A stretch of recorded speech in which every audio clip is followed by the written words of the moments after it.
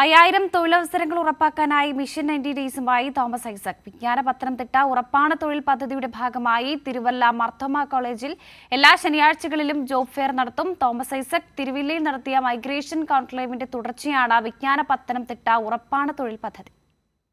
വിജ്ഞാന പത്തനംതിട്ട ഉറപ്പാണ് തൊഴിൽ പദ്ധതി മുഖേന ഇതിനോടകം 1000-ലധികം ആളുകൾക്ക് ജോലി ലഭിച്ചു. ഈ വർഷം തന്നെ 5000-ലധികം പേർക്ക് തൊഴിൽ നൽകാനായാണ് മിഷൻ 90 ഡേയ്സ് പദ്ധതി ആവിഷ്കരിച്ചിരിക്കുന്നത്. ഈ ധനകാര്യ വർഷത്തിലെ 5000 പേർക്ക് പത്തനംതിട്ട തൊഴിൽ നൽകാനാണ് ലക്ഷ്യമിട്ടത്. 1000-ൽ പരം പേർക്ക് കൊടുത്തു. ബാക്കിയുള്ളവർക്ക് അടുത്ത 3 മാസം കൊണ്ട് ഒക്ടോബർ, നവംബർ, ഡിസംബർ മാസങ്ങളിലായിട്ട് തൊഴിൽ നൽകുന്നൊരു പരിപാടി തയ്യാറാക്കുകയാണ്. ആണ് മിഷൻ 90. പ്രത്യേകം വിഭാഗങ്ങളായി തിരിച്ചായിരിക്കും തൊഴിൽമേള ഇനി മുതൽ നടത്തുക. പക്ഷെ ഇനി അടുത്ത ദിവസം പൂജ കഴിഞ്ഞാൽ 19-ാം തീയതി അന്ന് പ്രൊഫഷണൽ കോഴ്സുകൾ, നഴ്സിംഗ്, IT തുടങ്ങിയ മേഖലകൾക്കാണ്.